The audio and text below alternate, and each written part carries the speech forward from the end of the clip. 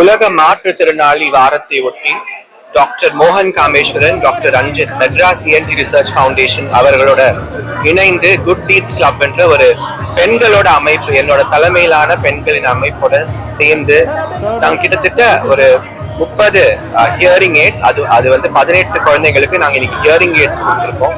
காது கேட்காது ஒரு மாற்றுத்திறனாளியா நம்ம அவங்களை பார்க்காம அவங்களுக்கும் வாழ்க்கையில வெற்றி பெற வாய்ப்புகள் உண்டாக்கி கொடுக்கறது டாக்டர் மோகன் காமேஷன் அவர்கள் ஒரு மிகப்பெரிய இன்ஸ்பிரேஷனா நான் பாக்குறேன்.